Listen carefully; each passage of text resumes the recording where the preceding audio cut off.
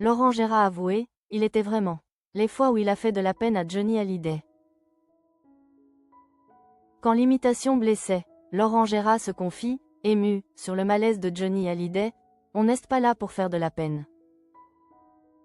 Paris, 18 novembre 2025. Avec plus de 30 ans de carrière, Laurent Gérard a érigé l'imitation en un art redoutable. Croquant politicien, star et chanteur avec une précision chirurgicale et une plume souvent piquante. Si son humour déclenche des torrents de rire, il a parfois provoqué l'amertume chez ses cibles. Invité du Buzz TV ce lundi 17 novembre, l'humoriste a accepté de revenir sur l'une de ses plus célèbres et douloureux malentendus, sa relation tendue avec le taulier, Johnny Hallyday. Loin de l'éclandre, Laurent Gérard a révélé à quel point l'idée d'avoir blessé un artiste qu'il admirait sincèrement l'avait affecté. Le malaise entre les deux hommes n'était un secret pour personne.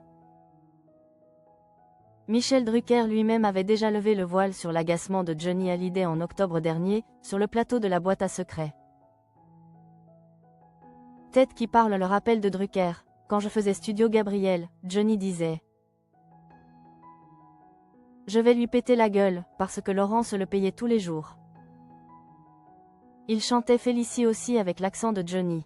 Ça ne lui plaisait pas du tout, avait expliqué l'animateur.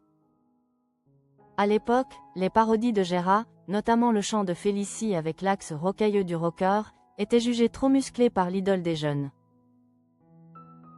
Face à l'évocation de cette période, Laurent Gérard, d'ordinaire si incisif face à ses détracteurs, est apparu visiblement touché et ému.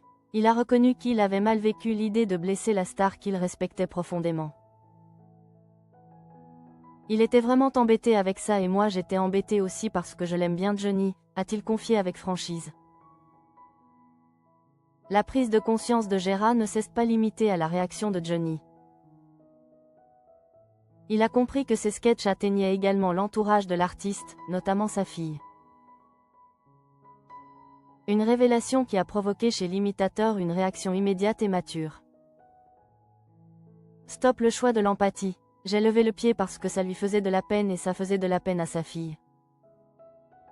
Je crois, on n'est pas là pour faire de la peine, surtout à quelqu'un qu'on admire. Loin de renoncer à son humour corrosif, cette prise de conscience l'a conduit à modérer ses sketchs, trouvant un équilibre entre le rire et le respect de la sensibilité de sa cible.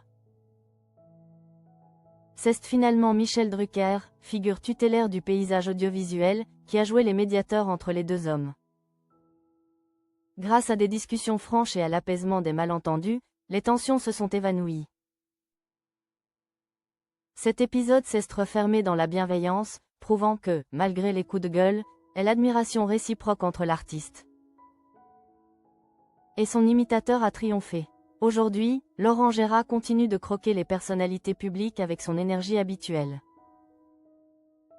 Cependant, cet épisode avec Johnny Hallyday lui a rappelé la ligne directrice essentielle de son travail, faire rire sans jamais blesser. Quand il évoque le taulier, l'humour laisse place au respect d'un homme qu'il n'a jamais cessé d'aimer imiter, mais qu'il a surtout aimé tout court.